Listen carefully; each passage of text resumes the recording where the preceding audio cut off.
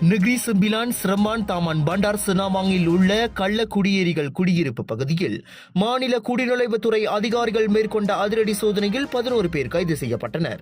2009 ஆண்டு குடிநுழைவுத்துறை சோதனை தரவுகள் அடிப்படையில் 2700 சதுர மீட்டர் பரப்பளவில் அமைந்திருக்கும் அந்த குடியிருப்பு பகுதி சுமார் 15 ஆண்டுகளாக இருப்பதாக நம்பப்படுகிறது. அந்த குடியிருப்பை சுற்றி ஜிங்க் வேலிகள் அமைக்கப்பட்டுள்ளதோடு உள்ளே நுழைய தடை விதிக்கும் அறிவிப்பு பலகையும் வைக்கப்பட்டுள்ளது. உளவு மற்றும் கண்காணிப்பு நடவடிக்கை வாயிலாக இன்று காலை அங்கு மேற்கொள்ளப்பட்ட சோதனையில் 11 கள்ளக்குடியேறிகள் கைது செய்யப்பட்டதை நெகிரி செம்பிலான் குடிநுழைவுத்துறை இயக்குநர் கனித்தான் ஐக்கியான் உறுதிப்படுத்தினார். முறையான ஆவணம் எதுவும் இன்றி இருந்த அவர்களில் 7 இந்தோனேசியர்கள், 4 வங்காளதேசிகள் ஆவர்.